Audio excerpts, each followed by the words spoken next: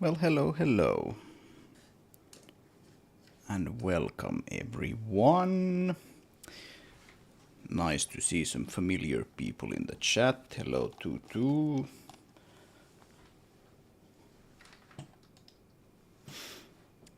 Let's get this thing on the road, shall we?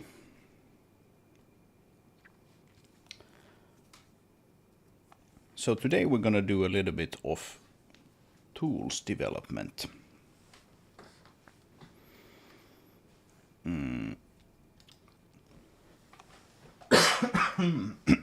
Excuse me. So we have this level here in Traction Point where the demo is going to take place. And the demo has sort of a demo mission which covers the things that you need to do here in this place. I'm not sure if I actually have shown this mission on stream so far. It's not fully implemented yet, actually. But a fair bit of it actually is. But in previous videos we haven't really activated that mission at all, because you can play these missions in Traction Point either in sort of like an unscripted manner and as well as sort of a scripted manner, which allows you to enable all sorts of custom functionality that's sort of hidden from the normal way of just loading one of these areas. Right, so here, for example, we can load in the test vehicles, which just like puts a bunch of vehicles into the place at various places. So these are just things that I've essentially like put there in the level editor, but they're not loaded by default, typically because they're not actually on a layer that is loaded by default. So here's another one, for example. Things like this. And in the demo, you're supposed to sort of arrive from over here. I think I mentioned that in previous videos. You're sort of arriving from over here. This is obviously still undecorated. Let's not mind that. And sort of start the game from over here. Now the demo mission will play at this point, and we can actually run the demo mission. So start mission, and you can see here we can just pause the game here. You can see some dialogue playing out here, and giving you some exposition. Let's unpause it and let it play out. And you can see there are different people saying things, etc. And then you get an objective up here. Drive to the elevator station, blah blah blah. I actually happen to know that if I drive up here, now that the mission is active, you get a little bit more dialogue actually. So now Rowan says that's a big smoke pillar. There actually isn't a smoke pillar here yet, but this one of these like smokestacks has essentially like blown up, so there's supposed to be like a big smoke pillar here, particle system that I haven't actually implemented yet.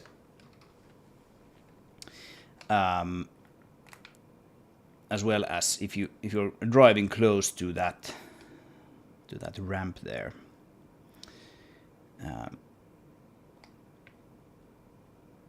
Let's see where the trigger is. Can I get up this slope? Yes, I can. Okay. So if you drive close to this, you'll get a bit more. Whoa, watch out, the smokestack is blocking the way, blah blah blah. I mean, this is all kind of placeholdery stuff still, but you get the point. All kinds of things happen as you drive around this place when the mission is active.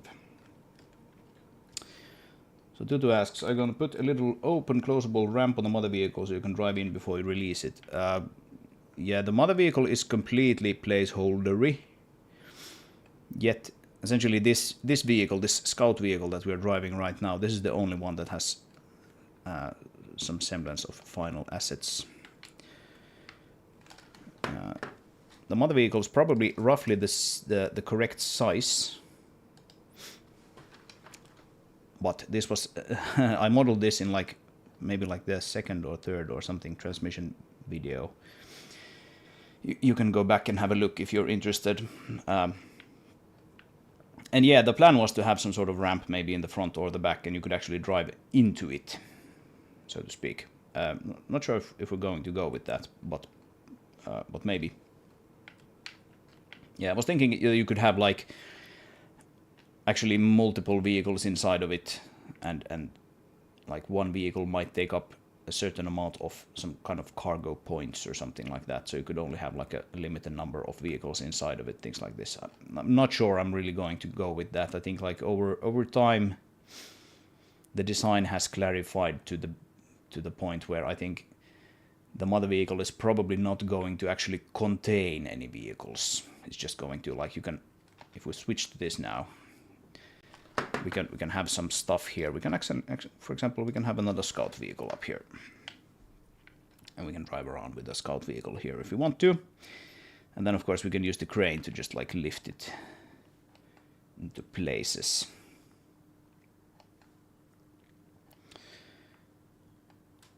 And that all works fine. But yeah, I'm not sure about this this concept of having like a cargo bay here. Maybe, I don't know. It is possible, but I don't know yet. Yeah, if you're wondering why this grass looks weird here, by the way, it's because we have the I still haven't actually light mapped this area, so you can see the light map, the edge of the light map here. That's why the grass should sort of outside that, it just looks strange, too bright. Anyway, so our objective here is to find a way into the elevator station. Right? If we drive up here, Diego says that the power is out and the gates are closed, etc. So this is all sort of part of the mission that you will be playing in the demo, and probably also as part of the final game's campaign. This mission is part of the campaign. It's not necessarily the first mission, or it's most definitely not the first mission, but takes place during the campaign.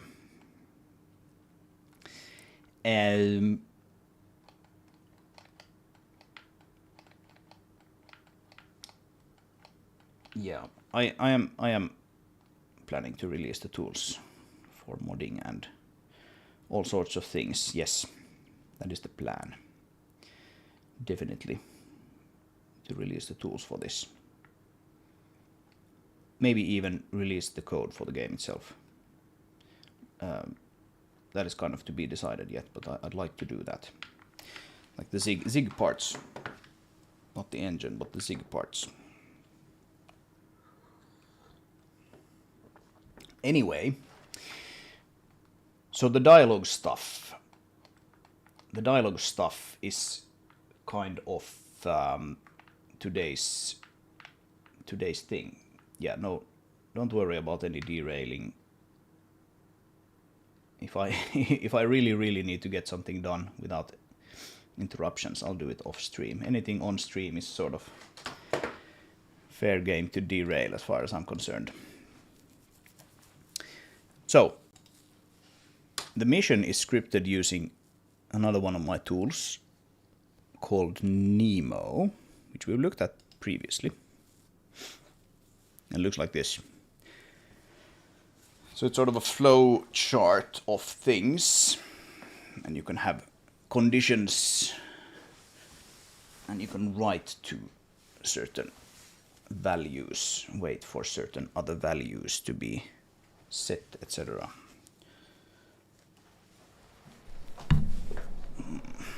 Apologies, I'm trying to change my clothes here. And so this is essentially how we do this thing. If we're looking at just this part here, we have some dialogue here. So you have some characters. You can see them here on the list on the left.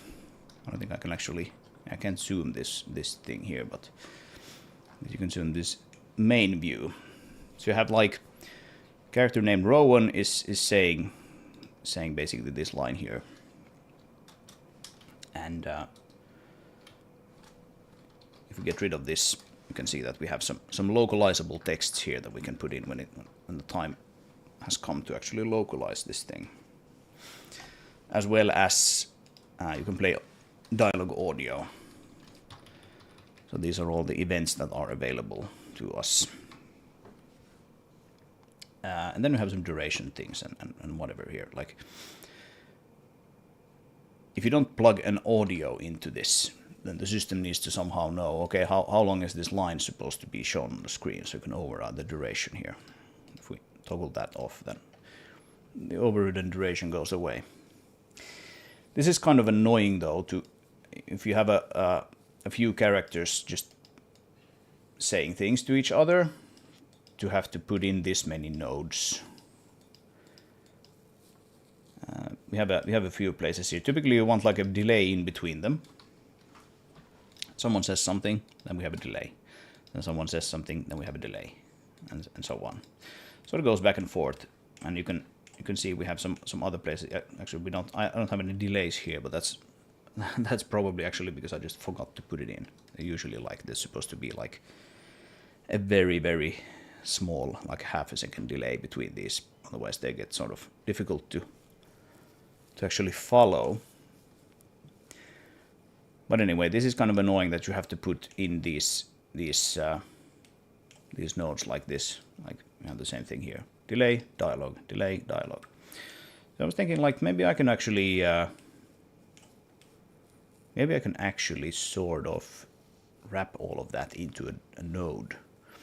So you could have just multiple people talking to each other within the same node. That would be kind of handy, wouldn't it? And I've been looking at some other tools for how they do it, like Ink, for example, is kind of interesting. This sort of middleware thing where you can just sort of annotate a text. This is essentially like a scripting language. It's kind of complicated. It's probably too complicated for my use case. But this is pretty nice because you can sort of write as a writer. If I'm putting on my writer hat and I just want to concentrate on the narrative, it's kind of nice because you're just basically concentrating on the narrative here. Don't have a bunch of conditions and whatnot to clutter it unless you need them. Well, this is just full of like global variable reads and waits for conditions, etc.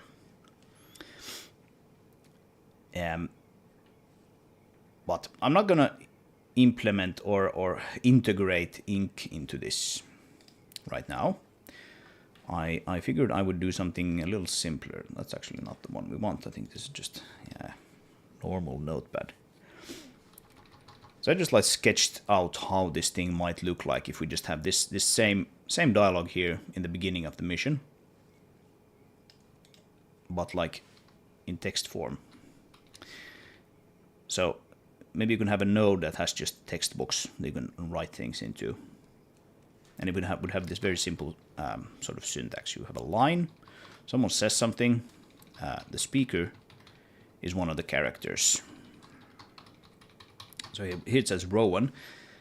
The Rowan object in the database actually has a path called character:/character/Rowan. But if you make a parser for this thing, then Rowan here could just be sort of unambiguously matched to this guy here. So I think speaker row 1 is probably fine. Audio none, that would probably be one of these events later on, so you know, something like that maybe.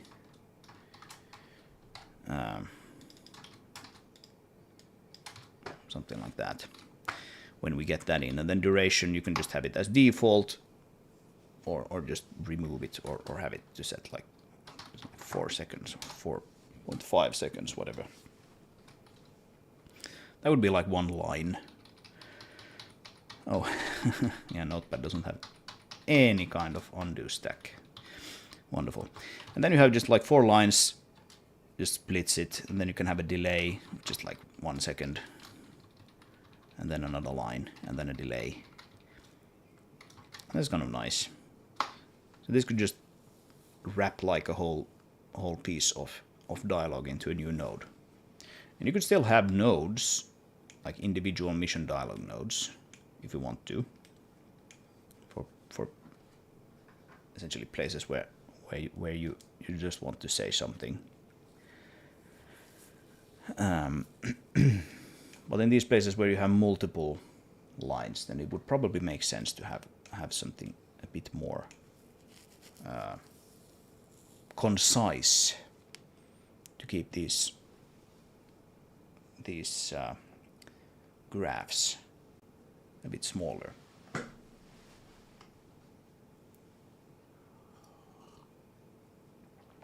So let's do that. Let's implement this new node, or at least let's start implementing it. I haven't actually figured everything out, so we'll see how far we get. Also, I think we'll need, like, this is just like an entry pin here and an exit pin when the line has played. You can see here in the delay node actually has like a begin and a cancel, and a finished and a cancelled. I think we'll probably want to have these 4 pins in our new multi-line dialogue node, so that if you start this dialogue, and then after, if you sort of conceptually consider like these nodes, or maybe we don't actually want that, but like this one. Oh, I need to select it differently. All of these nodes would be essentially sort of inside of that node, of the new one that we're going to create. Then after this first line has finished, if you want to actually cancel the whole thing, then you should be able to do that, and then it would just exit through this cancelled pin. Stuff like that. I think that would make sense. Otherwise, you have the case where, like, you know, someone is driving along the road here, and things are going on, and then there's like a bunch of rocks falling down onto the people or something, and they just continue sort of conceptually speaking, which is a little silly. So let's not have that. Anyway, let's see if we can get this started.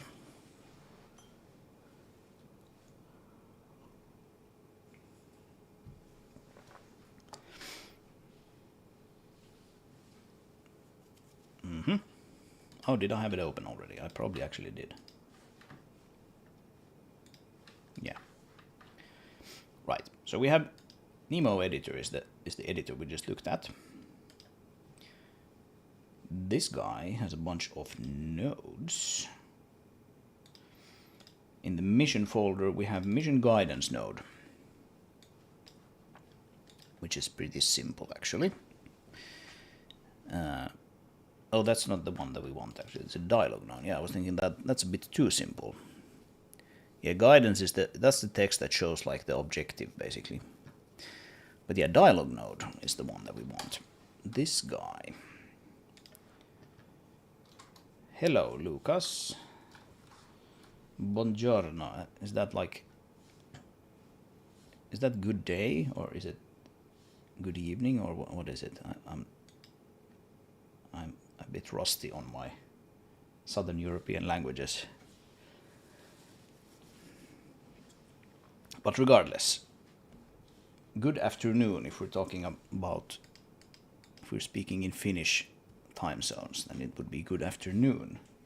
Nice to have you with us.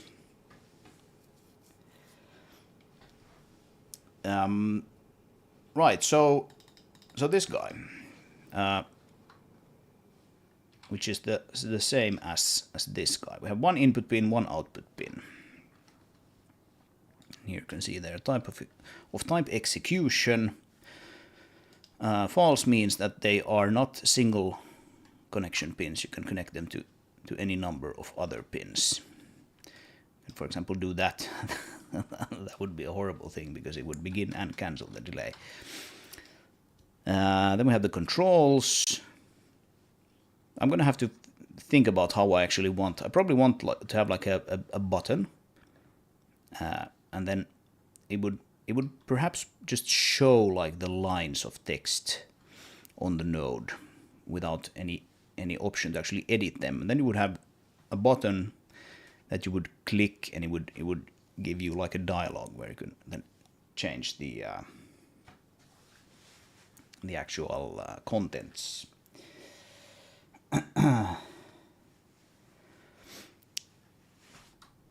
But let's see. So this is just this is not really sort of like the correct sort of control for this, because this is just one single string, and it also has this auto completion for the actual texts.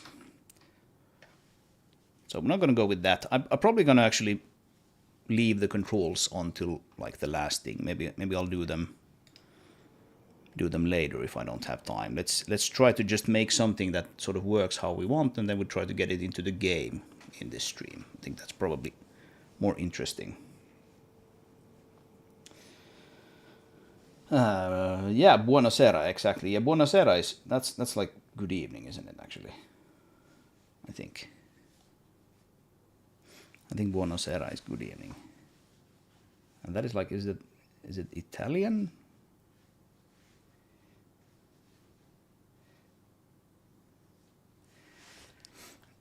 Anyway, let's get going. Let's create a new dialog node for ourselves. So let's call that something like mission multi-line dialog. Good.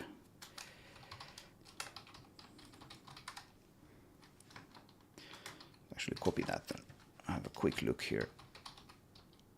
Multi-curve, yeah.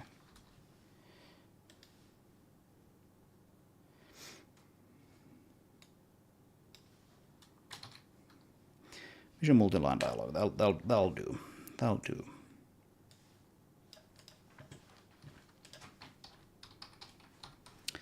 Delay node. So delay node has essentially like the pins that we want, right? So we can do something like this. We can just copy these guys. Actually, let's move this to the side. Creating nodes in my editors is sort of annoyingly verbose still. Would be much nicer if we wouldn't take this many steps, but of course we kind of rarely have to add nodes, so it's typically not really a problem. I'm gonna copy over some boilerplate things here. Right, so we put it in the mission category. It means that it will show up here in the node palette here in the mission nodes, and we'll call this multi-line dialog. Place multiple lines of dialogue. That makes sense. Right. And then we can maybe just copy the constructor from the delay node, like this. Yeah, we want the color to be the mission color. So I sort of color code these nodes according to what they do. So you can see here that the red ones are essentially like mission dialog nodes. The gray ones are logic nodes. So you have sort of like your Boolean logic nodes here, as well as some, random branches and for loops and things like that. Math nodes are sort of this kind of turquoise or whatever color that is. Strings are green, I think. Yeah. Right, so this is the mission, belongs to the mission category. And right, we need to derive this from UI base, UI node base. And we don't actually need this, we can keep it there, commented out if we want to. We don't have any controls yet. I think this node should actually be pretty big by default. Let's make it, I don't know, 160, and in particular it should be pretty tall, I think. We'll see actually what we'll do about that.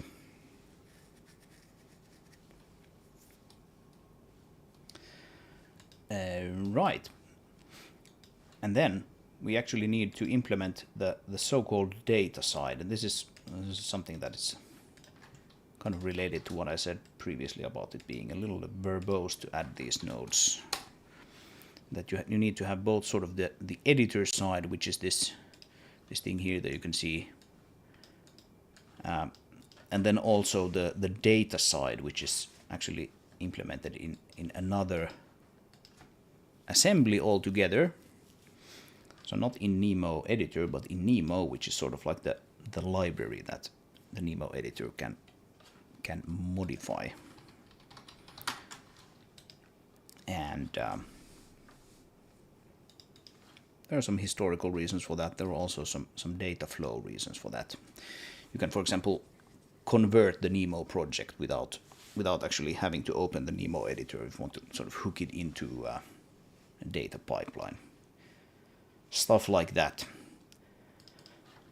And I've spoken about Sprinter earlier when I've talked about my node graphs.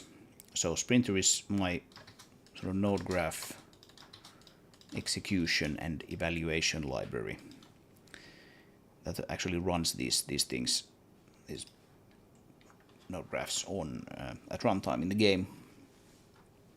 And because of that, we want actually the data node for this new mission multiline dialog node to be a Sprinter data node, or derived from Sprinter data node base.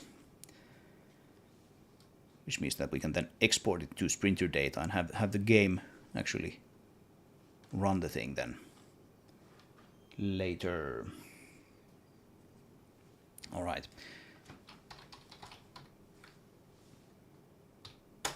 Let's see. So basically we want those 4 pins. And again, we can keep that one commented out for now.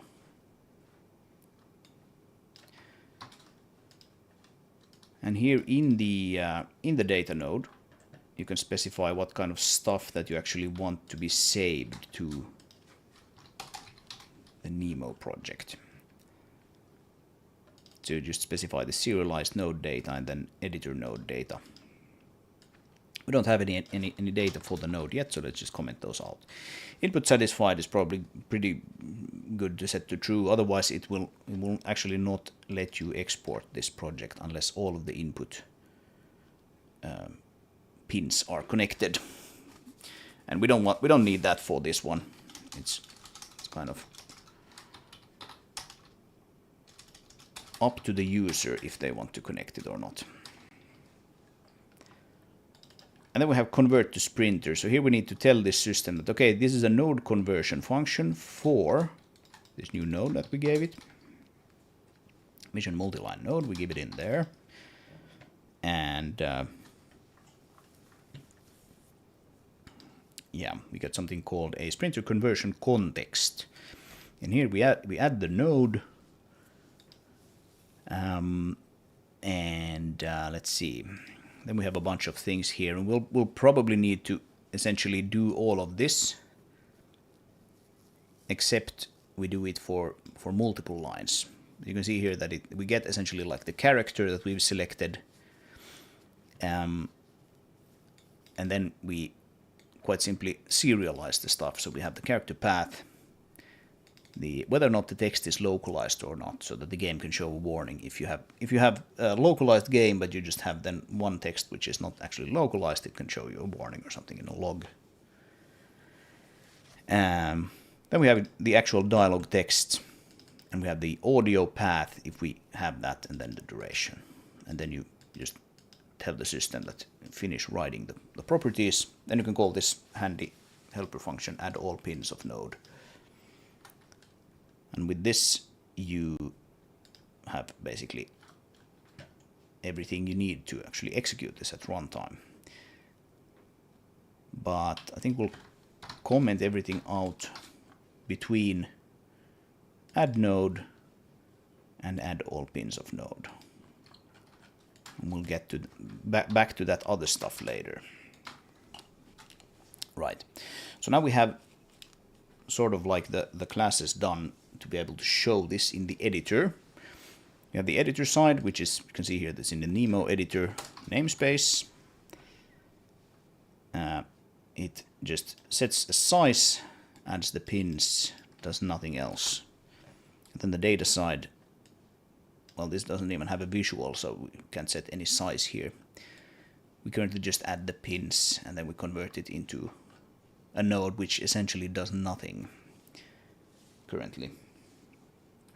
So, one more thing to do before we can actually start putting this into the project, and that would be to create the node mapping. Node mappings essentially hook these two guys together, so you can just copy one of these lines here. Actually, let's copy the dialog one, because we can then just add the multi-line. So mission multi-line dialog node. Oh, did we actually? Yeah, we called it multi-line dialog without the node in the end. Oops. Yeah. Rename that. And rename that. Visual Studio is kind enough to notify me that there's a class in here which it also should probably rename. Right, so here you have essentially all the nodes that Nemo currently supports. Some very general things, all the math nodes that we support, logic nodes. Here are the mission nodes. So essentially it connects the type of editor node with the type of data node together. So basically when you load the project and it encounters one of these data nodes, because the serialized data node is actually what we keep in the work file, then it knows I need to actually instantiate one of these UI nodes for the user now. And that's kind of how we load the project back up.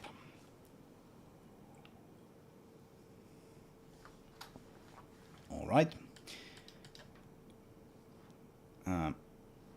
We can actually just mess in the normal project. I don't need to actually save this. If I do something stupid, I can just revert it.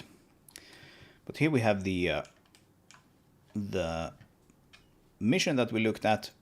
Now we have here a mission multi-line dialog. If we drag it in, you can see that it's pretty big, because we made it pretty big, and it has all the pins that we wanted, and all the undos and everything work. Nice. Okay, so I think for now we might want to actually just have a look at this this stuff here, right? And hard code essentially this discussion into this data node, so that when we then export this project, we can move on to the game side and actually implement the proper logic there. I think that would make sense. And then once we have that, then I can go in and make this node actually sort of look nice and be easy to modify and add things to, etc.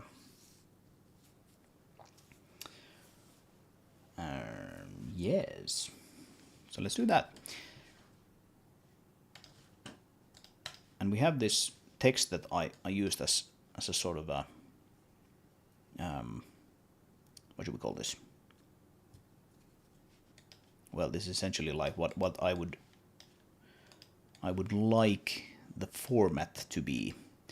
But to actually make this, make it parse this thing, I would have to implement some sort of small parser. I mean, it's basically just a matter of iterating over the lines and like finding these line colon, speaker colon, etc. and then parsing the data out of that. But that's kind of boring. At least it's boring to watch on stream. So let's not do that right now. Maybe we'll get to that, or maybe I'll do that separately. Let's do the fun thing, which is actually have this sort of show up in the game. But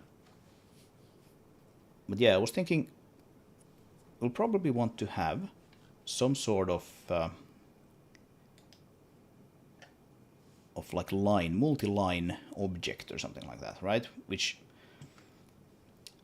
sort of has all of these different things that a line requires. It has the line text, it has the speaker, it has an optional audio event and an optional overridden duration.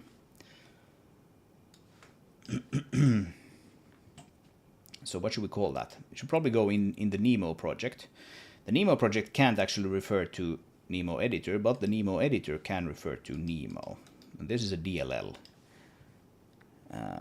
class library, and this is an executable or Windows application. So let's add something here. What should we add?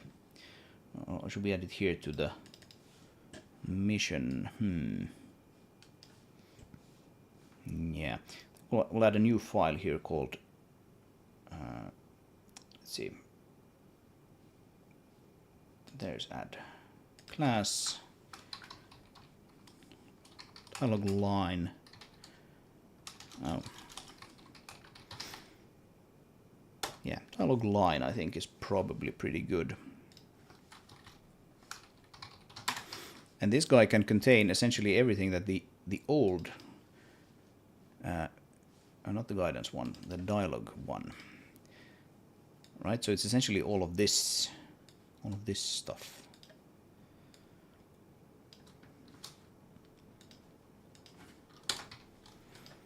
We don't actually want to have these attributes here though.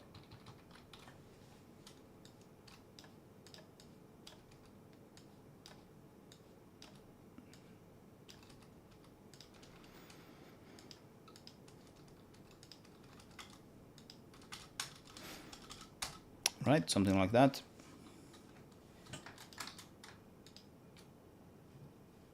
Oh, that's just in system, so we actually have the include or using statement for that. Cool. Do we need something else? I think probably not.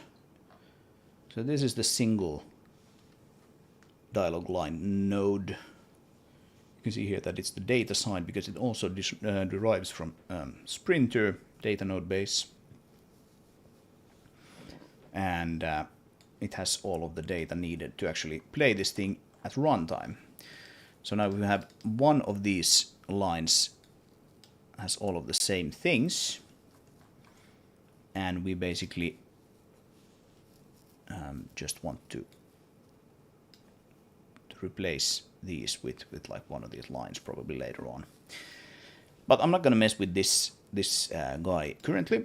Instead, what we'll do is we will add a bunch of these lines to the data side, right? So where's the multi-line dialog? Like here. And specifically, if we were to just start by like hard coding a bunch of things here, we want to do it here in this convert to Sprinter function, right? So I'm gonna just put in like a new section here. Let's just have a list of dialog lines. something like that. And if we actually work with sort of a text representation, something like this in the node, then essentially only need one string to like keep the state of the node synchronized between like the data side and the editor side. That's kind of interesting actually. And then only when we convert to Sprinter do we do this convert to Sprinter. So maybe we actually don't need that as like a member here. Instead we'll have it like this.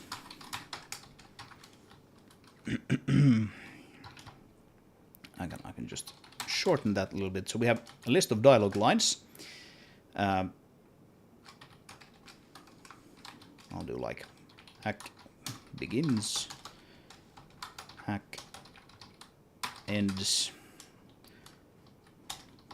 something like this, and then in between these guys we can just add new dialogue line. And then we can do character. Okay, we actually need the GUID here, so that's annoying, but I'm sure we can figure that out. So the GUID can be retrieved here from. Let's see, where is it? It's right there.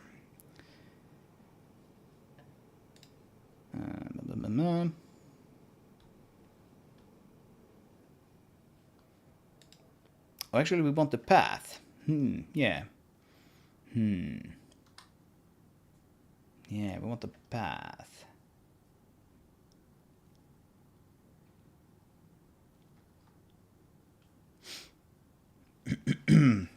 So the game works with paths.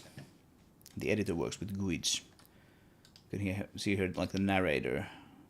Copy path is this thing here, which is also visible up here. This is how the game refers to them. While the editor uses GUIDs. Yeah, okay.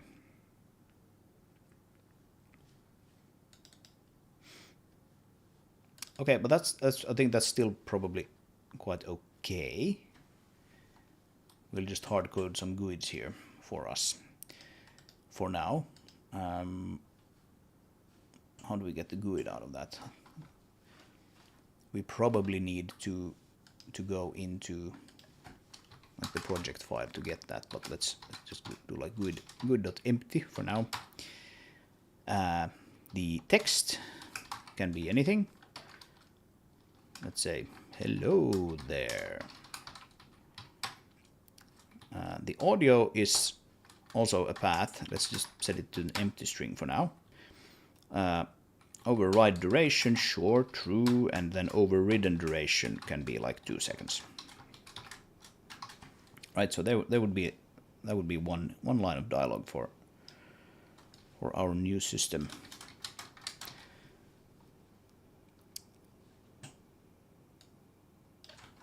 Second line, third line. Like this. Let's make the second line stay on longer, 5 seconds, and then the last line like only 1 second or something like that.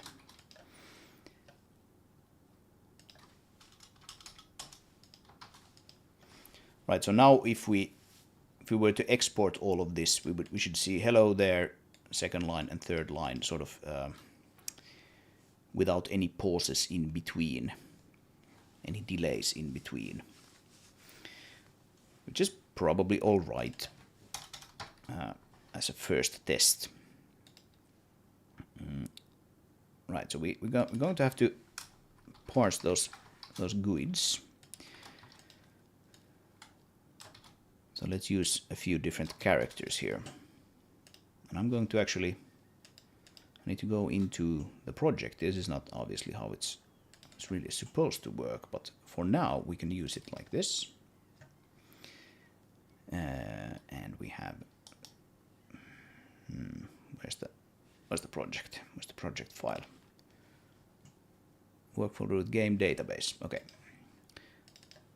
So game database and Nemo project. That's the file that we want. So it looks like this. It's a bunch of JSON stuff. This contains like all of the flow graphs and everything. Okay, so we have character. Let's search for Rowan. There's a character called Rowan. Okay, right here, characters. So here we have the GUIDs. So we have Rowan, Stellar. Then we have the mother AI. Mother is kind of, the mother vehicle is kind of its own character in this game. You can actually sort of talk to the mother vehicle. There's an AI managing it.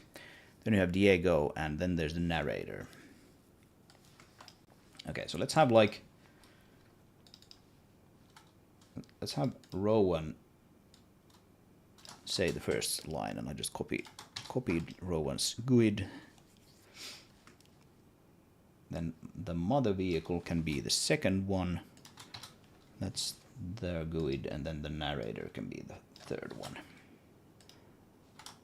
Something like that, right?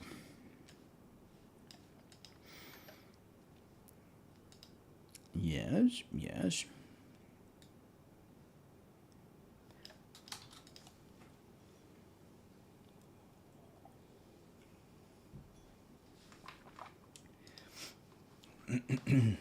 But now, of course, it would be pretty nice if we could represent the delay using a dialogue line as well. So we could have like just a list of these guys. And how would we do that? Maybe we don't need to do that. Maybe we can just have a number of delay objects, which are essentially just a number of floats, right? So if we have three lines of dialogue, there should be 2 floats in between the first and second, and then the other one in between the second and third. And if we have more than 2, so more than essentially like number of lines minus 1, then we just skip any of the remaining ones. They don't make sense. But the node should never produce more than line number minus 1, like you can see here. If this is the input, then you have 3 lines, and then in between those we have the delays. If you want to, you can just do this essentially, and then there would be no delay. Yeah, we need to support this as well.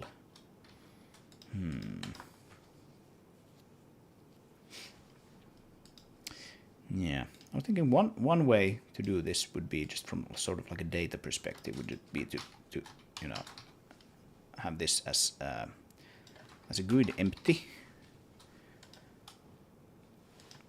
No one is talking. The dialogue text is empty. The dialogue audio is empty. Duration can be overridden. Duration can be true, and then this is the actual like delay. Right here, 1 second, for example. This could be sort of encoded as a delay. Yeah.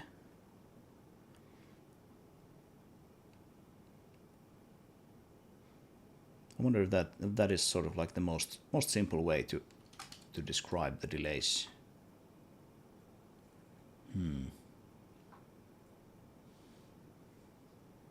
Yeah, why not? Let's go with that. I think that makes sense. So let's add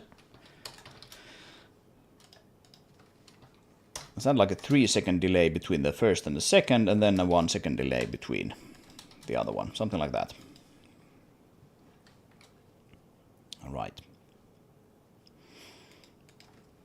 And now we need to do essentially all of this stuff that we did here previously, but we need to do it for every line. So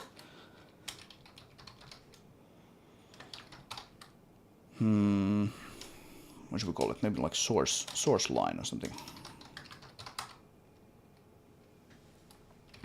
And in dialog lines. And we want to start serializing before we go into the loop, and we want to finish once we've exited the loop. So the conversion context allows us to start writing the node properties. And like essentially all the data that the node is supposed to hand to the game are node properties in this case. All right.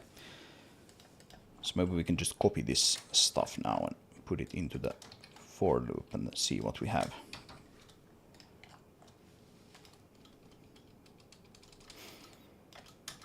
Like so. Right, so is text localized? So this would be like basically dialog text. Right, so instead of node, we have source line in almost all the places. I think this localized text prefix is just an exclamation point. So if you start with an exclamation point, then it considers it like a localized ID, string ID. Right. Audio and duration. Again, we can just put source line in all the places where we previously had node. Node with ID. Yes, invalid. Yeah, that's fine. That's fine as well.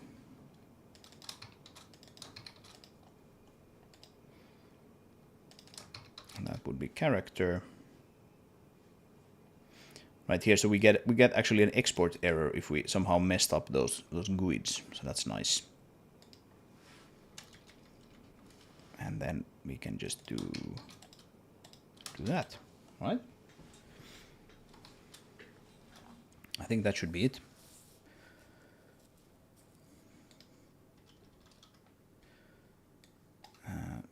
So we have our hack here to actually fill this in. The hard-coded multi-line piece of dialogue. If we export this, we should actually get the stuff already exported for us. I have this open. Let's close down that version and use this one instead. Open. And what we can do here is we can actually, before we even go into the proper mission here, we can just put one of our new multi-line dialogue thingies here. So begin and finish. Like so. Should be able to save that. That worked. And if we press build, then okay. Invalid empty character in node with ID 89. Right, so that's probably, yeah, that's 89. Empty character. Right, okay. That's perfectly fine. What is actually happening here now is we reach these delay lines. And we need to actually handle those. So let's maybe start by actually serializing like a Boolean value, whether or not this is a delay or not. And we can do something like bool is delay. And it's a delay if the source line, and let's do like string is null or empty, source line dialog text, and source line character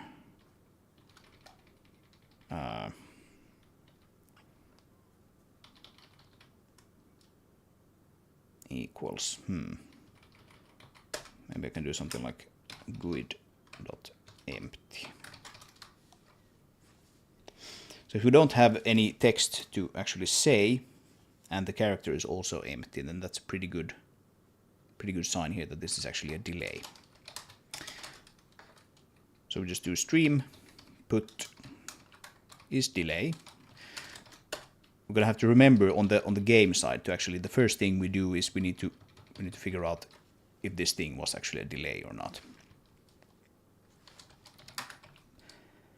And if it is a delay,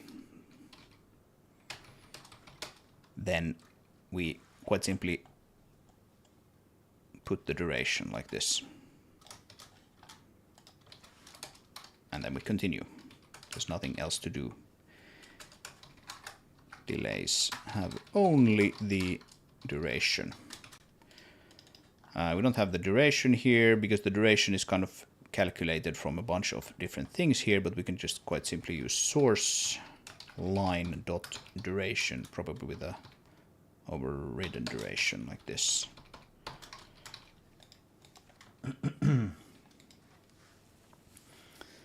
So when we parse the text and we find a delay, we just create a dialog line with an empty character, no dialog text, no audio.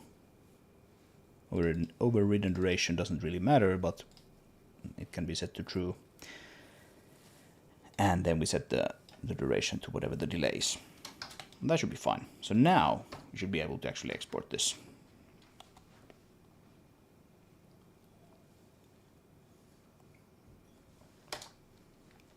Let's see what happens.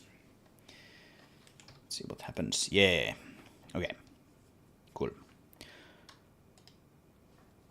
Right. Here's our node still. I'm always sort of amazed when my saving and loading of these things work. But here it is. Hasn't been thrown away, and we can export it. That's nice. No, we don't need to save that because I just moved that node a little bit. Now if we run the game, it will probably break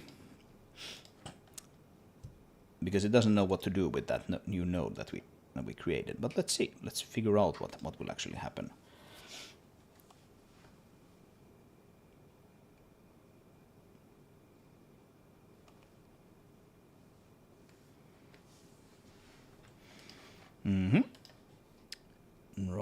Right. Let's hope I don't have that much to actually build.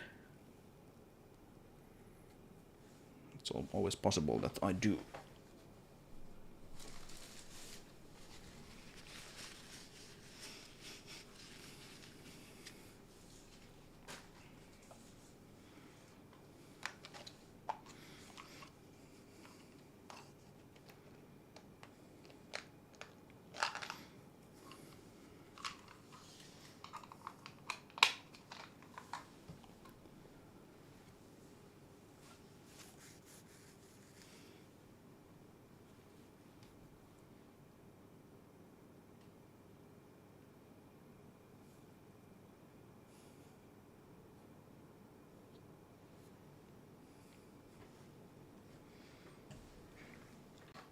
Yeah, there's a little bit of stuff to build here. In the meantime, let's go have a look at the runtime side for these nodes. So we have dialog, mission dialog node.h.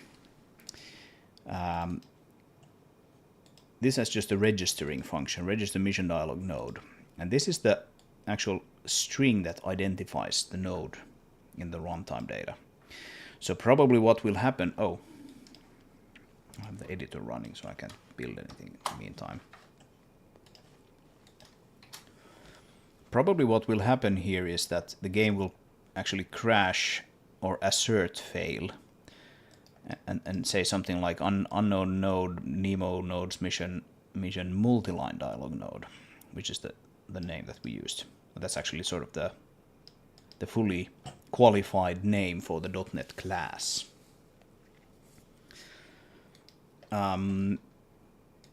So yeah, we're going to have to register our new node in the same way that we do it here. Let's run this. See what happens. Yes, so Sprinter node type, Nemo nodes mission multiline. The multiline is the important part here, is not registered. So it doesn't know what to do with that. And that's fine. You can see this is all the single dialog line node does at runtime. It's actually kind of simple. We have the registering function, which just essentially hooks up a bunch of function pointers. It has some state. Not all nodes have state, but this one has state. So it's at create state and destroy state. It's these two guys here. Load states and save state, I think, yeah, they're just to-dos. I don't actually implemented that yet. Then we have the interesting part, is this update node. So we're always going to enter via the in pin, the in pin, and we're always going to exit via the out pin. In our new multi-line node, that's not always going to be the case.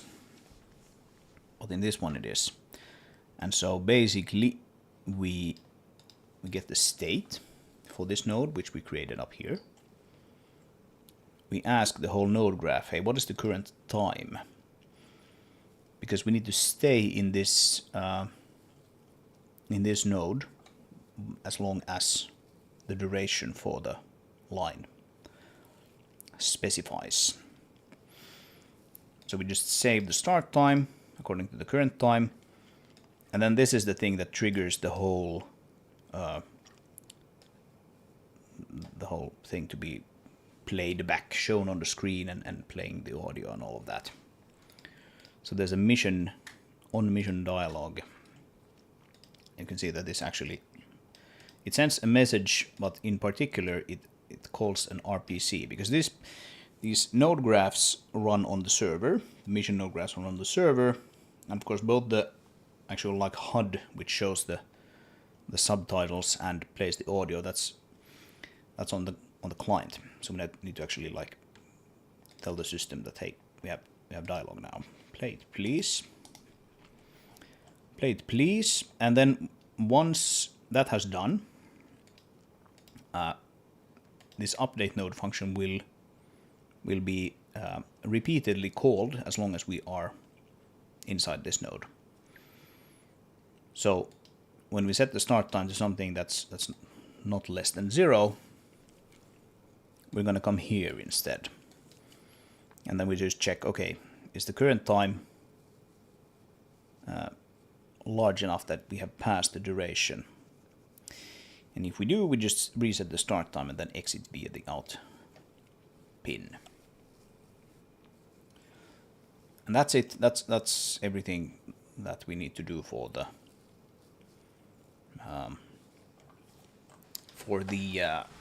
single line dialog node. So pretty easy stuff. Let's open the containing folder and copy this guy.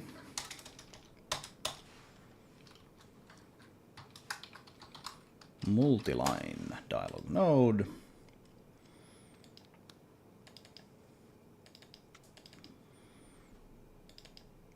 And same thing here. Oh, did I do the guidance thing again? No, I didn't. Yeah, that's fine. Dialog node is what we want, not guidance node.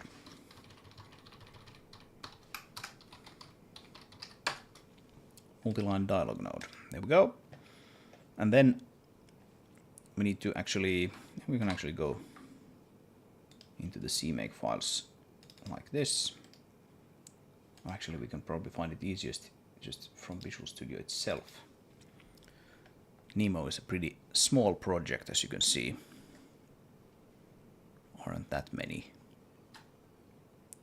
Not that many files here. So mission multi-line and the header as well.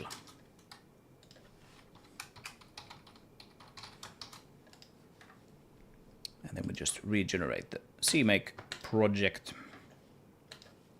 and reload the project in Visual Studio.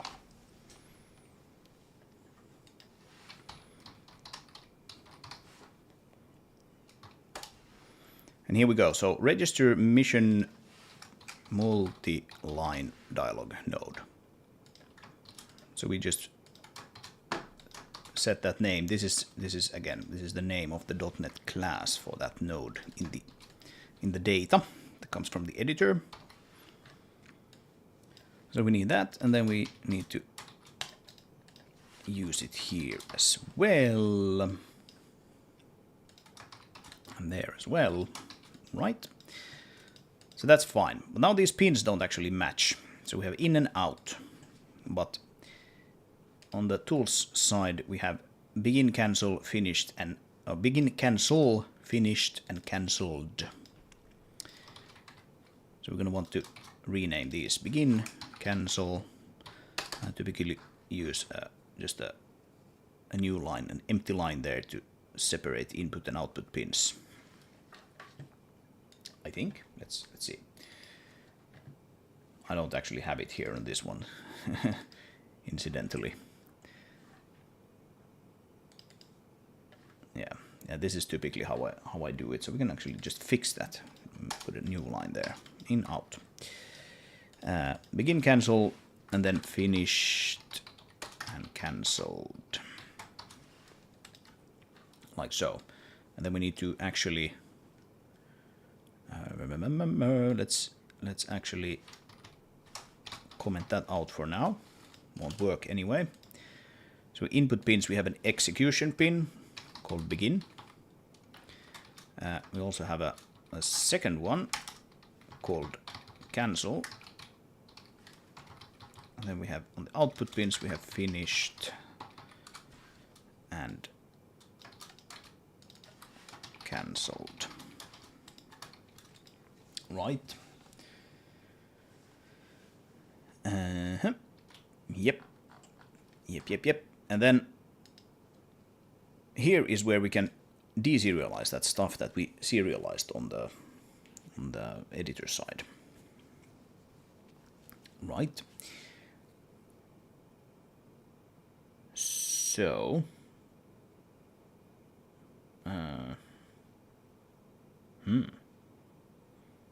this is strange. I'm just looking at this code here. Like, first I'm asserting that things are larger than 0. And then if they are less than 0, then we set them to 3. What? That's strange. Must be some historical stuff.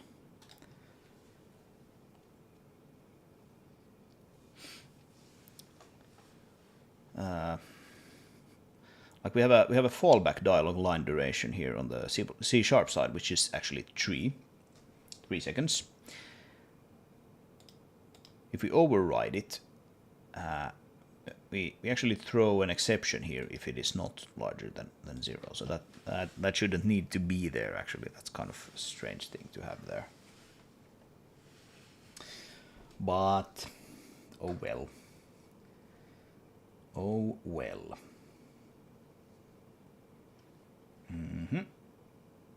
We have the dialog line. I was thinking we might want to have like a struct on the C++ side for a dialog line like this as well. The character would be actually a string there, not a GUID. But other than that, it might make sense to have that there as well. Let's see. Do we have some handy file to put this in, or do we need to create one? Nemo. This is some like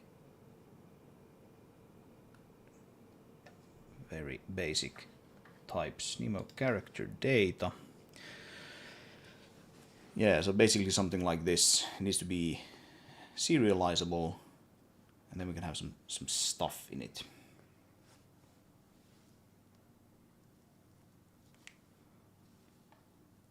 And I bet actually if we go and have a look at the C# side, there's probably a character data.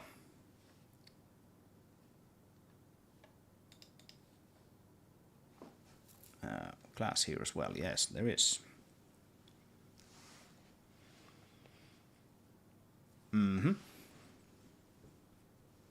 Okay. Yeah.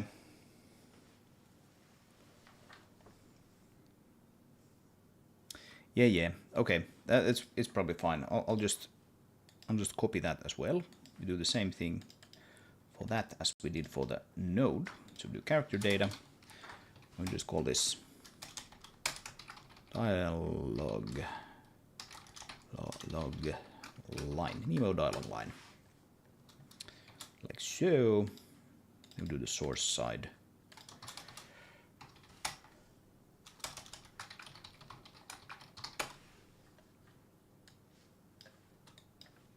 And again, we need to add them to CMake.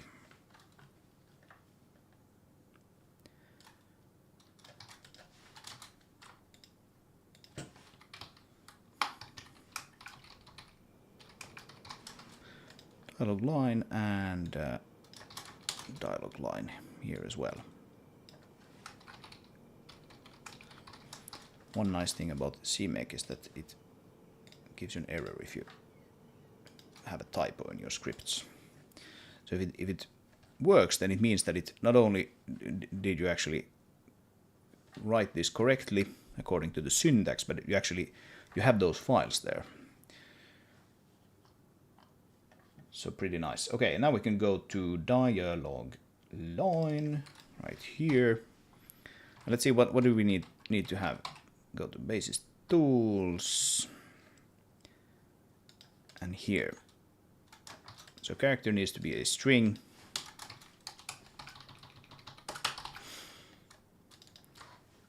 We can actually call it probably character path because that is what it is. Character path, and we have dialog text, dialog audio, overridden duration, and override duration. Yes, and then overridden duration. Overridden duration is the actual duration. Override duration is a bool whether or not we do in fact override the duration. That's how the logic goes. Like so. And now we actually don't need to serialize it. We can leave it empty like it used to be for the character data. And this obviously needs to be called dialog line. Like so.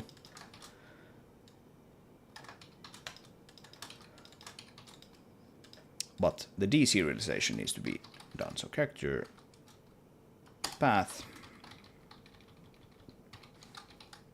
dialog text, dialog audio, override, and then overridden. And let's make sure that's actually the order that we serialize them in here on the data side.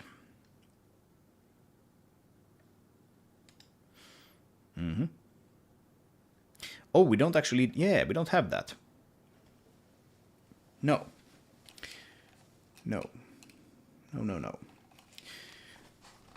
We don't actually handle, we just have a duration on the game side. Yeah. So override duration, if it is set to true, then we actually figure out the duration. If we don't override it, we actually figure out the duration. We get like the timbre event. This is the sound engine's event here. And we get the length from that. Yeah, that's how it works. So we only have a duration. Okay, that's even nicer. Then we can just basically get rid of the boolean. And we just call that duration. And same thing there. Like so.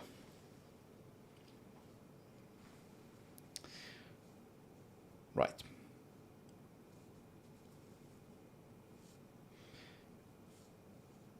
And maybe we'll want to add a helper function here to actually specify that if this is a delay or not. I'm not sure. Let's not do that for now. Let's leave it as it is. We'll handle that logic in the multi-line dialog node itself.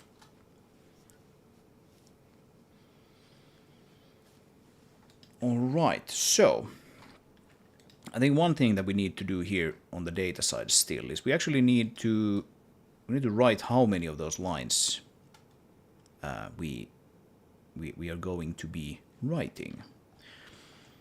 That makes it easier than on the runtime side to figure out how large is the buffer. How many times are we going to deserialize something out of it? So let's do that. Let's, as the first thing we do,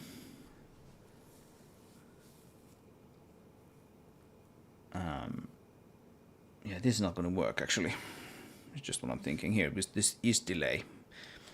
I was feeling very smart a second ago when I wrote this.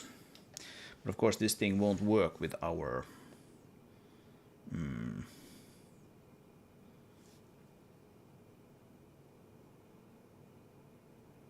delays. Because we're just putting the overridden duration there, and that's probably actually fine. Yeah, I think we're going to want to actually probably redo that slightly, but let's not worry about that yet. Instead, what we're going to do is we're going to write to the stream put, and then as a uint, so an unsigned integer, we are going to get the dialog lines dot count and put that to the stream. That's the very first thing that we do. Yes. And then on the runtime side, we can actually figure that out. We can do something like, let's comment those things out for now. And we can do uint 32t line count. Let's initialize it. Node property stream is the name of the stream, and we'll just get the line count out of there. So mission dialog node, we'll call that mission multi line dialog node. It could be called anything. Let's just call it state, because this thing is like in an unnamed namespace, so it's not actually visible from outside this CPP file. Just call it state. State. Like so, and the state will not have those things. Maybe the start time, actually. I'm not sure. But it will have a vector. So a vector of... And now we actually need to include the header file for our new Nemo dialog line. So Nemo dialog line lines. So a vector of lines. Maybe I'll want to call that M lines to match the rest of the members here. Something like that. And then we can just do state M lines resize line count. And then I can do basically 4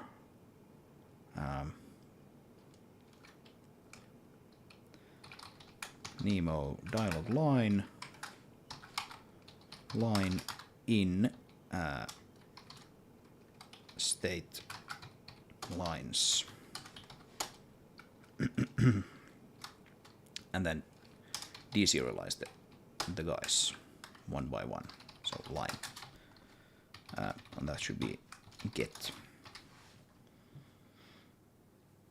Right. Yeah, that's strange. I don't think I should be doing that. That's some historical crap right there. Start time can be set to -1 at least for now. I think that's probably fine. We're going to want to track when we entered the node. That's fine. Now then, if we now try to do this, we're going to crash, because when we get to the delays, we try to deserialize into one of the lines, but actually we only have the duration there. So this thing needs to actually be removed. That stuff won't work. However, if we are a delay, okay, let's actually rewrite all of this, but let's just write them as empty values. So we quite simply, we have this thing that we had previously, that's fine. We can maybe even do something like this, where we actually text localized dialog. Is that actually what we write? That's interesting.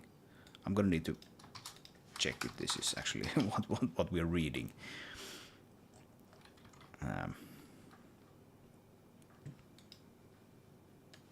Dialog node.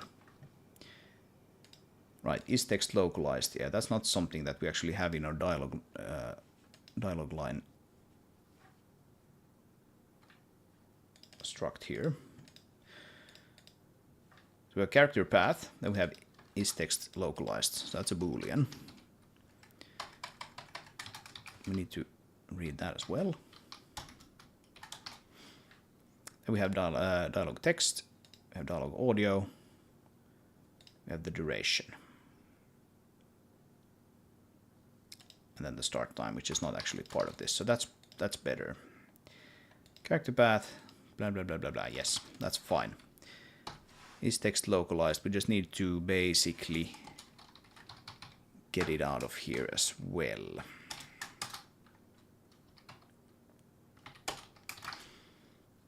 Like that. That should be it. Now we can actually serialize those guys. However, we still need to actually put something here. So just an empty character path, localized false, an empty dialog text. Oh. And we have an empty dialog audio as well. Right. So if we do that, then we can actually just serialize them all in the same way. And that's nice. The reason I want the delays there, as opposed to having like a separate struct of delays, is that then I don't have to deal with like whether or not, you know, it looks like this or it looks like that. If there is a delay there, then the runtime will just treat it as a delay. It's sort of like the next thing in the list. Okay, curl. That's probably everything we need to do on the tools side, if I'm not mistaken. I have something failing, but it's probably another one of those. Yeah, it's like RTC bridge. Yeah, that's also quite fine. Let's ignore that for now. So now we can run this again. I don't have any of them open right now. Nope. Run this again, and we can just build. And now we've created the new data file. You can see here that the asset server is reacting to our build events and funneling the data forwards to the game once we actually then run it. Okay, so now with a little bit of luck, we should probably be able to get into the game, and we should be able to like deserialize this stuff, and we should be able to see it here in the debugger. I'm gonna add a macro here, optimize off, to make it a bit easier to see strings and things like that in the editor. One thing that we still need to do though is we actually need to register this stuff. We need to call this function that we created, register mission multi-line dialog node. And that's done in Nemo node registration.cpp. Here we go. So just include Nemo nodes multi-line blah blah blah. It's fine. Maybe we'll put it next to the other mission nodes, like so. Have some sort of order to things.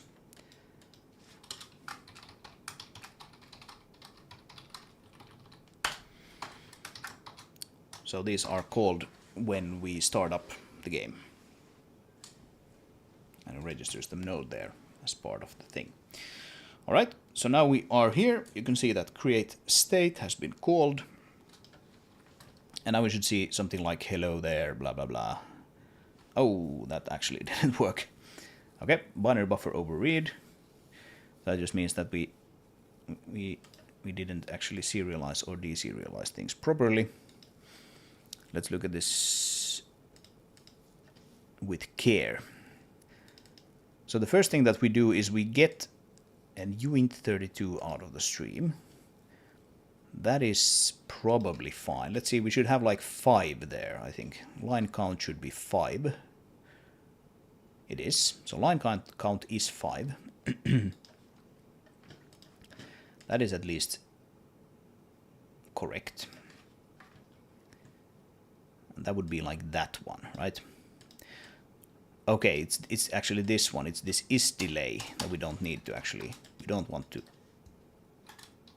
write there. Yeah. I bet that was the problem. One more build, and we can shut down the editor again. And now we can see if we can run this thing. Alright, so line count is 5. Okay, that looks better. Now we've serialized, deserialized rather, all of the objects. And now if we go and have a look in the locals, we can go to state, and we can go to... What? What? It gives me the state for another node, actually. That's annoying. Yeah, this is the case when you're actually, when you're debugging like a release build. Sometimes the debugger is just unhappy with life. Oh, that's unfortunate. I bet it still works though. Like I don't want to rebuild this in debug now because it takes like forever. Let's actually just print some of these things here. At the basis print f and do like line, something like this, and then we can do line dot dialog text to see if we actually get out the texts that we hacked in there on the editor side. Let's see. Where's the console? And we get line hello there, yay. We should get 2 empty ones, 5 ones in total.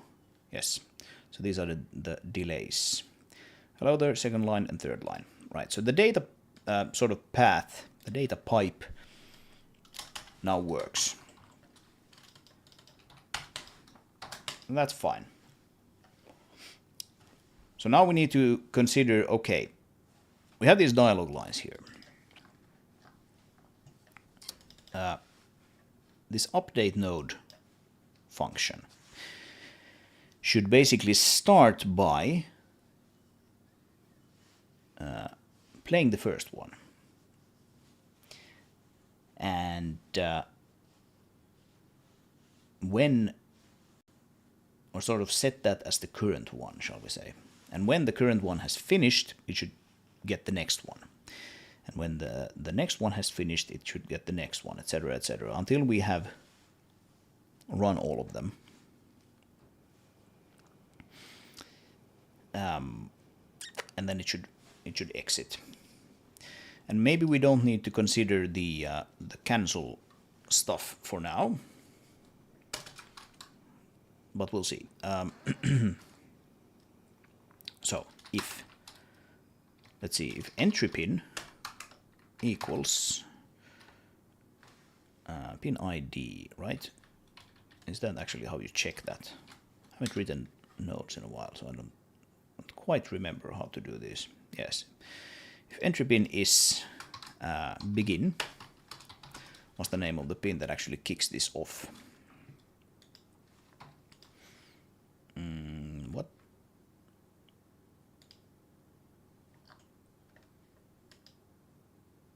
Why is it confused.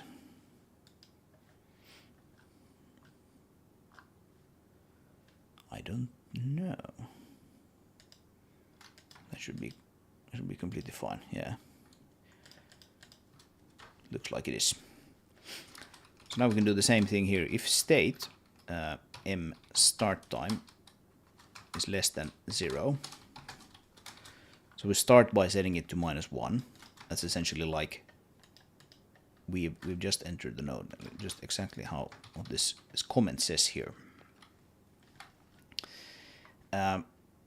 Maybe we should actually assert here that we have,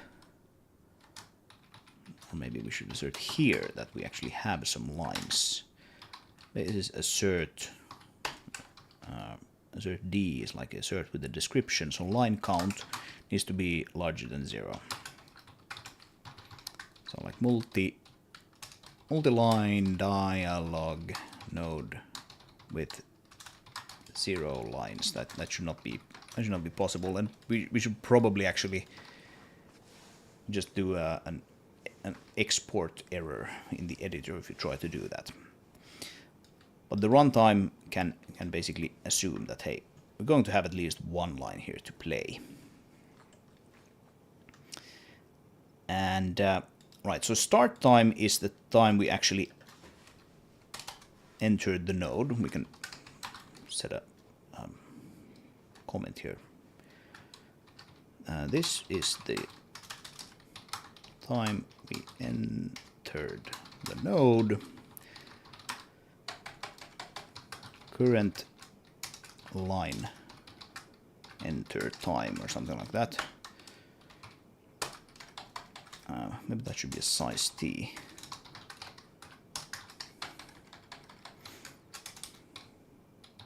Current line index. Right. Current line index is essentially which one of those lines are we currently in. Current line enter time is when we started playing that line. And the delays can be, they can be handled essentially the same way time-wise.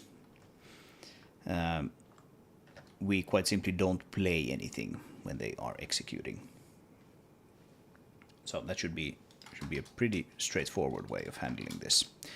So we set state. We can set that to 0. And we can set this one to -1 as well. Oh. Like that. All right. So we have just entered the node. Well, then we can set the start time to that basically. And now I wonder, should we maybe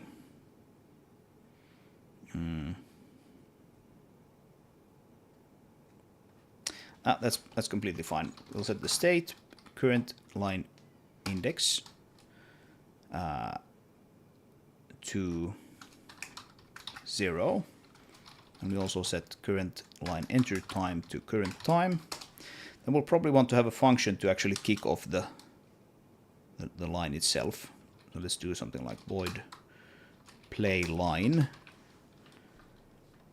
and we'll want to give it one of these dialog lines as an option or as a parameter.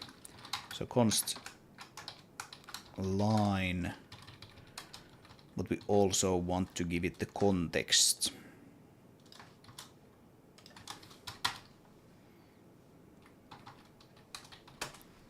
I don't think we need anything more than that, because then we can basically copy this, put it in here. We can get the user data, which gives us the mission. And then we have just line here instead. Line is text localized, and it's probably called is text localized without the M. State dialog text. Then it's dialog audio, character path, and duration. So here we just quite simply want to do play line, and then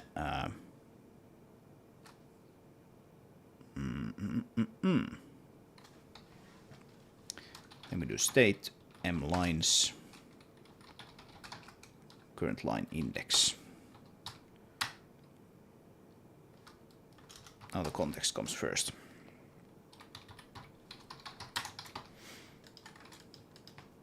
Right? Like so.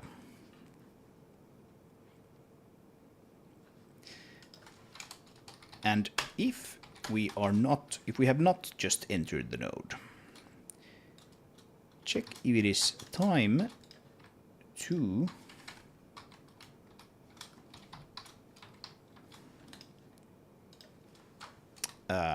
move to the next line or exit the node.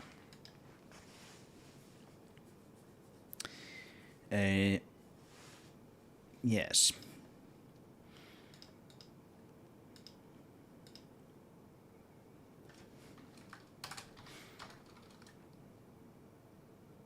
So this should be again const Nemo dialog line current line. It's basically this. And we have current line duration. And that's supposed to be just a period.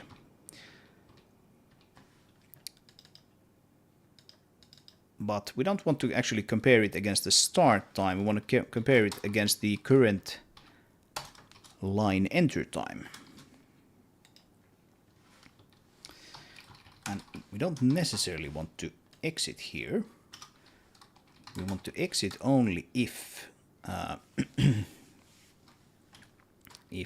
state current line index equals state lines size -1, right? If we are on the last line, we've now finished it, then we want to exit. And we want to exit not via the out pin, because there is no such pin. We want to exit via the finished pin. Here we can, by the way, just put in like a basis assert false.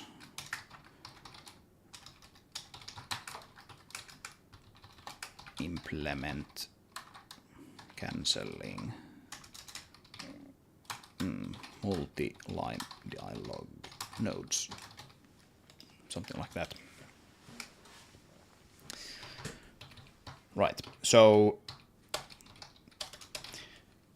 if we have finished the line, but it's not the last one, we don't want to exit the node. We just want to move on to the next one. Right? And so basically we want to do like this. That thing. So put that there. Actually, I do wonder if we should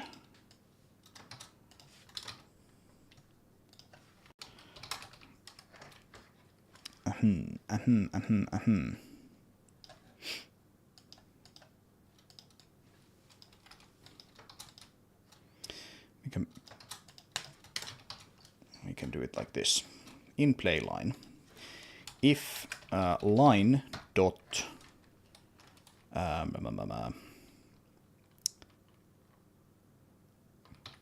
let's say character path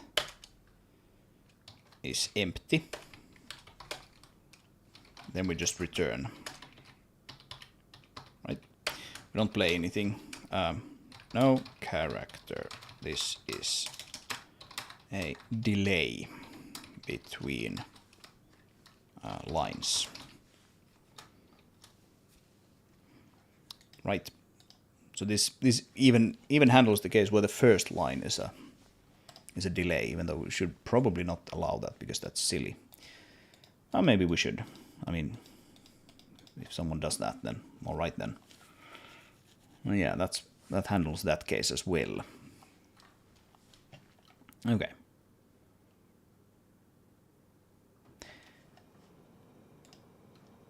So let's see if we've covered all of the bases here.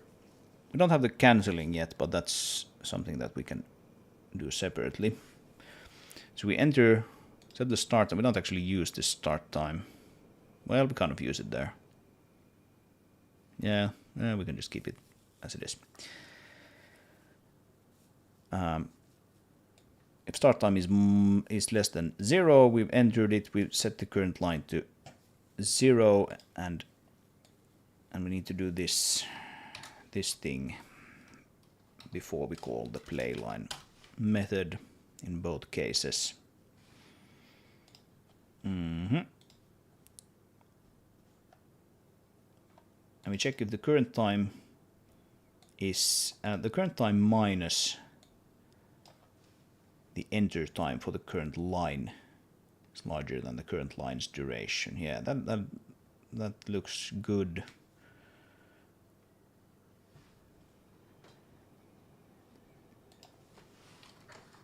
Yeah, the last line in the node has played. Yep, this checks out. This checks out, I think. And we reset the index there if we go back later and play this again. Yep. Alright, I wonder if this works now. Let's see if we can build it first of all. And of course we can't because we need to reorder these functions. Like so. Yeah. That looks better. Okay, so with a little bit of luck, what we should see now in the game when we run it is the narrator going, hello there, for 2 seconds. Then there'll be a 3-second delay. Then, I think it was Rowan, I think, should say second line over 5 seconds, actually kind of slowly. Then there should be a 1 second delay, and then I don't even remember. I don't remember who that was. Let's see if we can figure out those characters here quickly. So 6C. Yeah, that's right. Actually, Rowan says the first line. Then Diego says the second line, and then the narrator says the third line. Yeah. And let's see if it works. I'm gonna move this off to the side so that I have something to look at.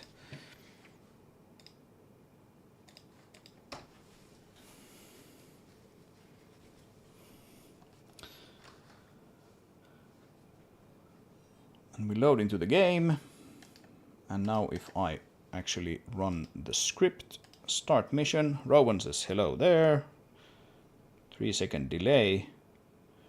Mother it was actually, said the second line. And then narrator says the third line. And then we get the normal actual mission logic. Cool, okay. Let's make sure I actually got that.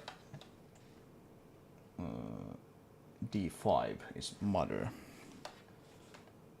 Was it D5? Yeah, D5, okay. Yeah, so just reading raw GUIDs is not that simple. Okay, cool. So that works. So we basically have like the most important parts of this runtime node now done. Let's make it a bit more interesting, though. Let's add the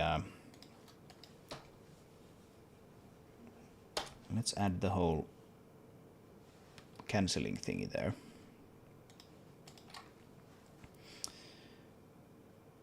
So we enter here, and we can then do something special here, the exit or the cancelled pin.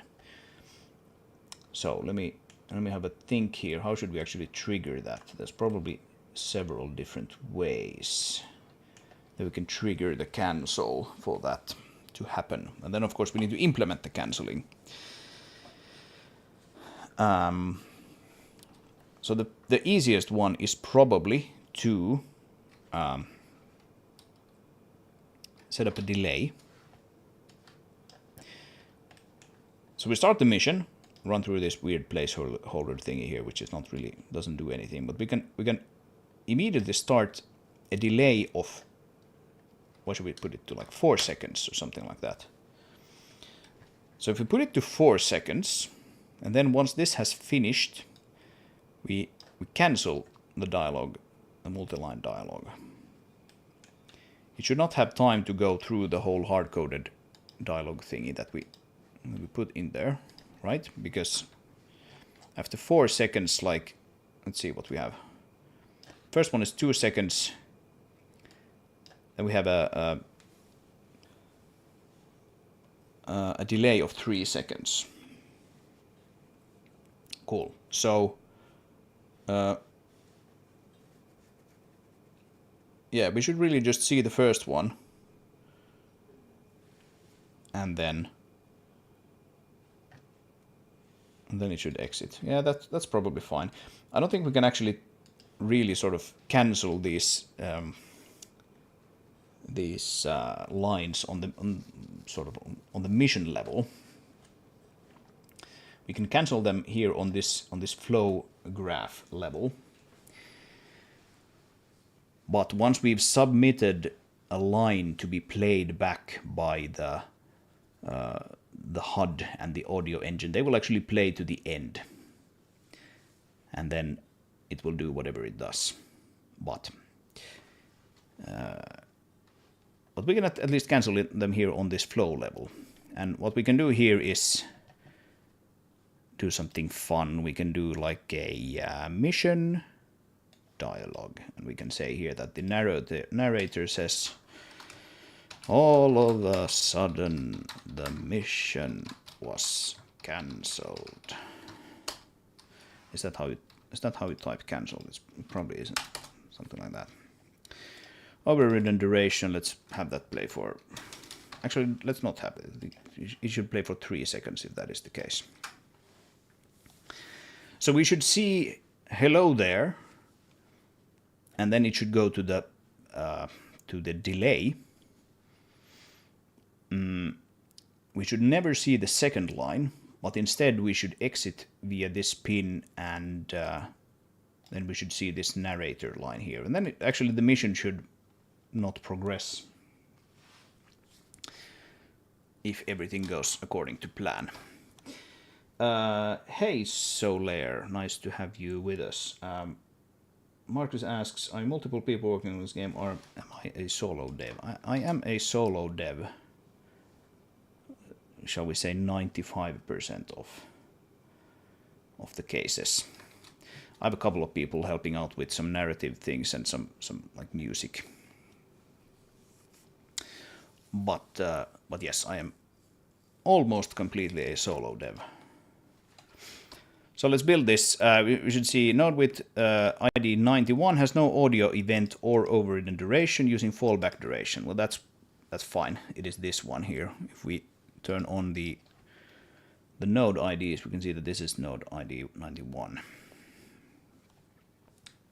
What am I doing here? I am improving my dialogue, my game dialogue system.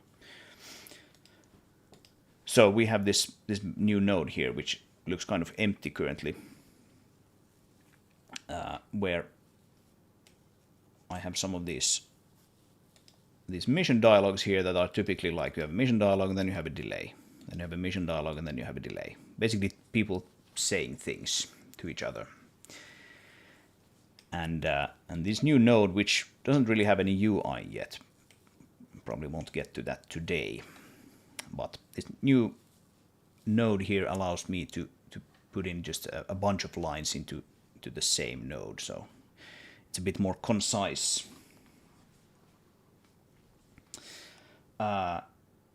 Custom engine, custom tooling, also writing the game myself. Yes, it's kind of silly. Don't do that. Use a pre-made engine. Is my suggestion to you. Okay. So we should have the data set up correctly now. We just need to implement that cancelling. So what we need to do is It's actually not super trivial, but we can manage. We can manage.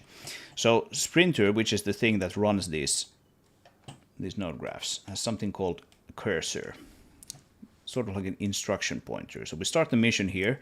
This pin here has two things connected to it, right? So this guy will be running until it essentially comes to a node where it wants it to remain for a little bit. So this start mission node runs two cursors. This one will just come in here and just exit immediately out this. But then this dialog node is a node where it actually just sort of hangs around for a little bit. So then this cursor will sort of, well, it will stay in this node until this finishes.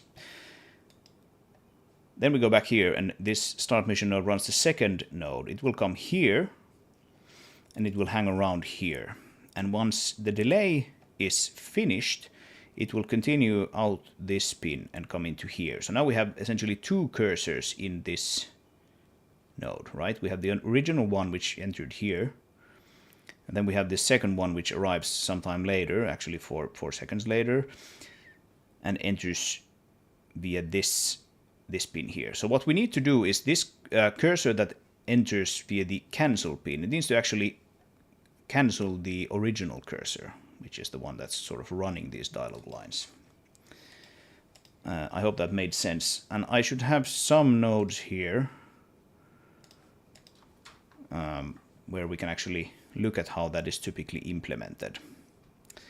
I think the delayed one is actually one such thing. So, right. So you can see that it kind of works similarly to the node that we're currently doing. We have a state. We have a bool whether or not it is actually delayed. And then we store the cursor ID. So the delayed cursor is the one that sort of entered this. If we look at where the delayed cursor is used, we store it here, we update the delay, and we basically make sure that, okay, the cursor that is running this is still the same cursor that actually initialized the delay. And then if we cancel this, here in update node, if we cancel this, we need to stop the the delayed cursor. And then the cursor that actually did the canceling is the one that exits.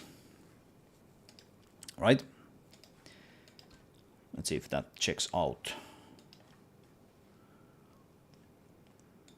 I know it becomes a little complex, but that's just because we're gonna have multiple things running different parts of this flow graph simultaneously. So we have like cursor A starts here, it goes into here, and it stops here while these dialogues are running.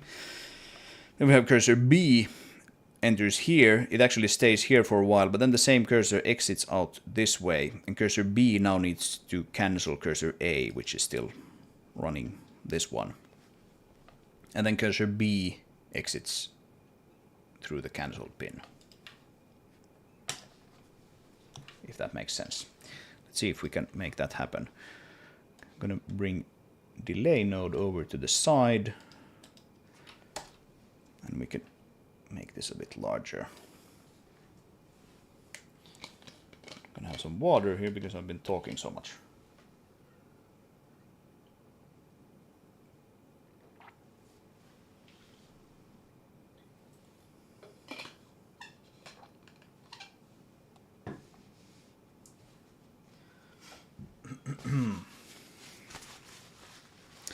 Yeah, having multiple cursors executing different parts of the node graph and allows us to do all kinds of really cool things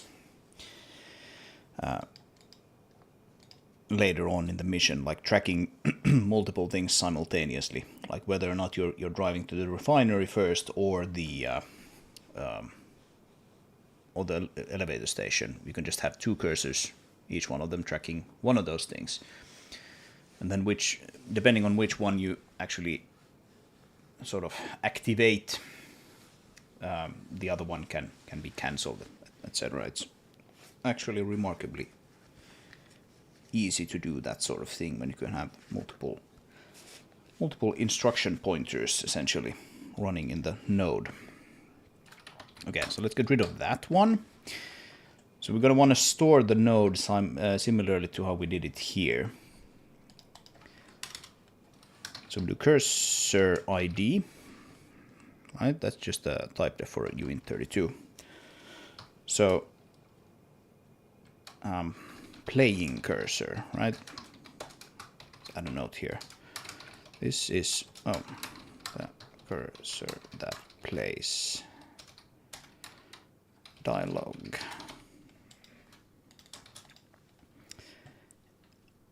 And we want to initialize it to invalid cursor ID. And then when we enter, we want to actually store it. So it's this one right here. So state playing cursor is context.cursor. So that's like the current one. You get the context passed to you by the runtime. Context.cursor specifies which cursor is actually executing the code currently.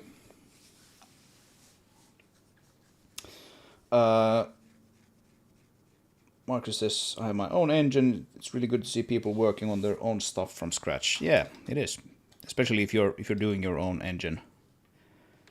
Then it's nice to see how other people do their things. It is also, however, I feel at least, important to occasionally look at how like Unity and Unreal and Godot and all of the big ones do their things. A lot of the times they have some really good just workflows that you can sort of get inspired by. Like not actually looking at their code, but just like, oh, that's how you set up an animated character or something like that, and then you try to build that into your own engine if you kind of like what you're seeing. Okay, cool. So I'm gonna just quickly actually search for this one to make sure I have all of the cases covered where it needs to be referred to.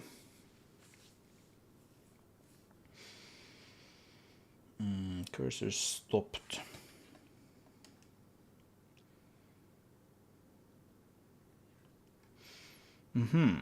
Yeah. So here's an interesting thing. Event raised. This is something that we need to actually put in here as well. And I can actually just copy paste this basically verbatim. That needs to be called state. And state. And then we need to actually register that function as well. So, like I mentioned, the cursor that is actually cancelling the playing of the dialogue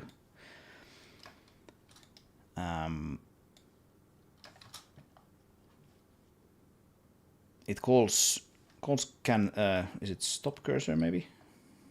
Let's see, yeah, context.stop cursor. Actually, I have a comment here. This causes cursor stop to be about to get called, and it does that because there's an event that is raised, which is this cursor stopped, and then we call cursor stopped. Yeah, it's a little complex, maybe convoluted, but that's how it works. One cursor wants to stop another cursor. It calls context.stop cursor, which causes the event raised function to be called, and that in turn allows you to actually reset the state. So we need to check here that if the cursor that is getting stopped is playing cursor, right?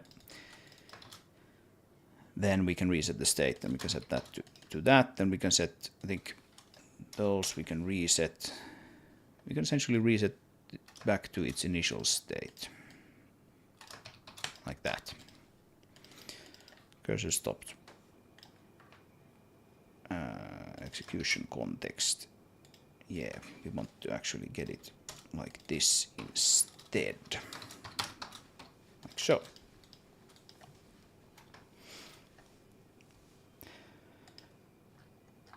Yeah, this was actually a bit more complex than I remembered. I haven't really done any nodes in a while. I particularly haven't done any nodes that require sort of cancelling in a while. But it's good to sort of remind yourself of how that actually works. We don't really need this cursor stopped function. We could just put it right here in the event raised. But that's typically how I do it.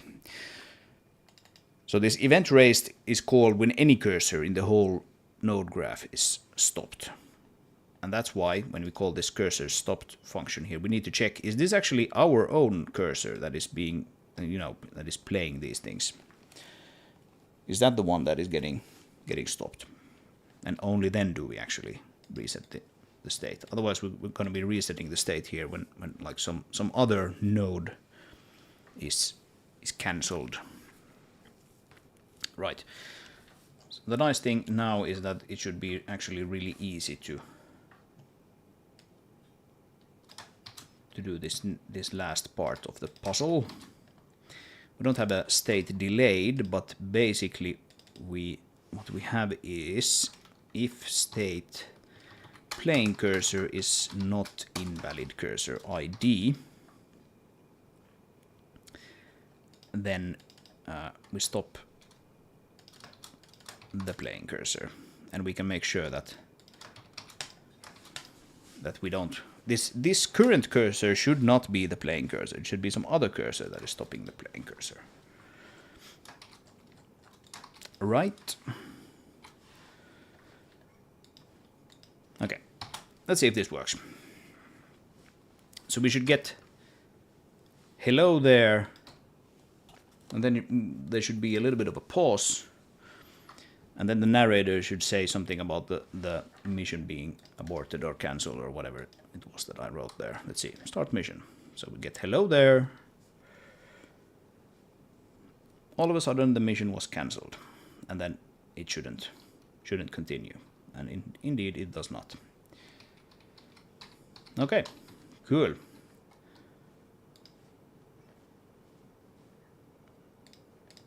And of course, if we want to continue, if we just want to cancel that stuff and then move on with the normal flow, we can do that as well. We just copy that there in. So now, regardless of if you cancel it or not, you then continue with the proper mission dialogue there. Let's make sure that works as well.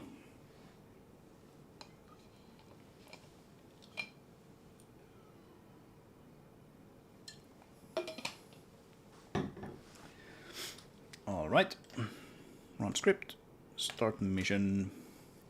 So we get hello there, and then we should get just the normal one. Station elevator, yay.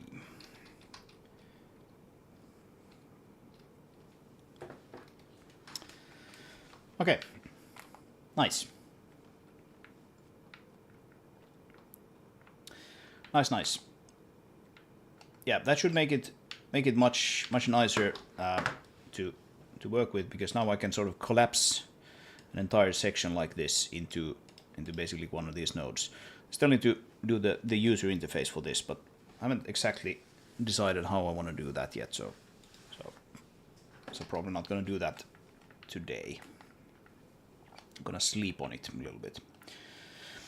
But as you can see here, we have a lot of stuff here with just different people talking with a little bit of delay in between. So if we drive here, we should get another one of these things. I'll just actually turn off the light maps here for a second. So Rowan says, nope, not getting, no getting in here either. And that's because we went to the main gate first, and then we drove here. If you do it the other way around, let's see if we go back to the exit. Oh, I wonder if this actually works. Let's see if it does. Yeah, the mission's still running. Might work. Let's see. The mission might not have been still running. It's possible that the HUD just wasn't cleared properly. Yeah, it looks like it's working. So now we got the same objective. Now if we drive to the other place first, we haven't sort of conceptually been to the main gate, so we haven't seen that, oh, the power is out, blah blah.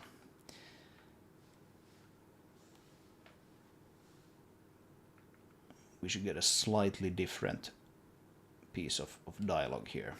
Right, so this gate seems to be closed. Maybe try the main gate.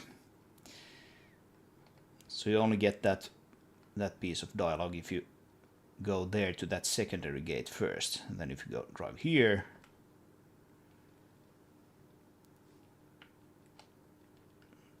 you get just, the power is out. Yeah. Okay. Coolio, and of course now we can cheat and just run open main gate, which is not going to be there in the final game. And when we enter it, we should trigger another. Yes. See if we can get the power back on.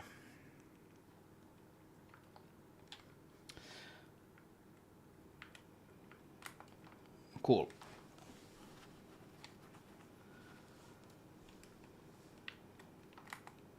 Right. Yes, I think I'm pretty much done for this stream. Need to have a think about how I want that user interface there in the editor to work, because I want that multi-line node to be something that's super easy to just like write out a bunch of lines between different characters and have it just flow very nicely and sit in one place. But just using a text editor means that you might want to add some like IntelliSense, essentially, some way to like add the characters and all of that. If you have something like this, when you type like speaker, here, you might want to have it so that it shows you a list of all the possible speakers, things like that. Same thing for the audio here.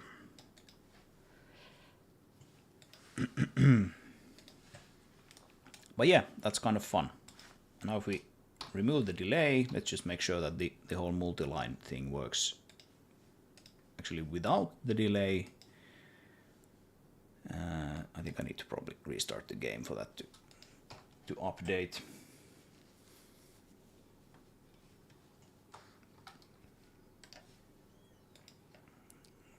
Start mission. So we get hello there, and then we should get the second line and the third line.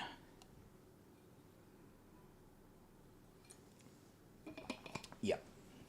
And you can see that it's actually kind of jarring when you don't have any delay between them. It's like no delay between the third line and then the beginning of the mission. So it's a pretty essential thing to be able to just add a delay there, and that's why I want to have those delays in between.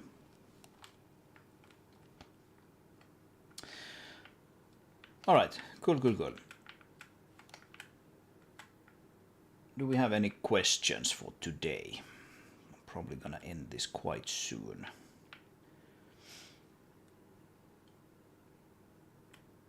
And I need to get cracking on writing this, finishing up the script for this mission, so then I can put out the demo for you guys.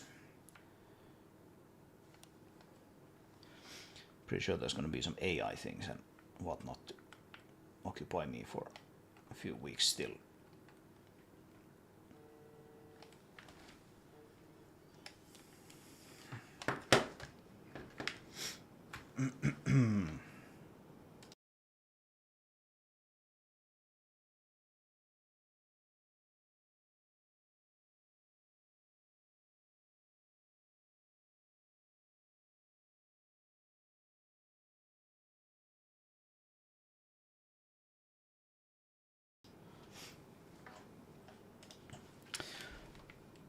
All right, folks.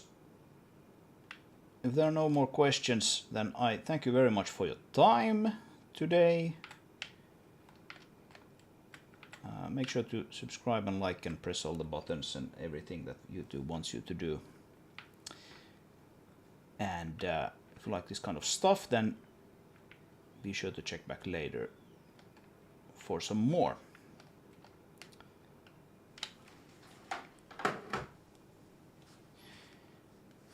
And with that, I hope you have a great day. Hope to see you in the next video. Bye.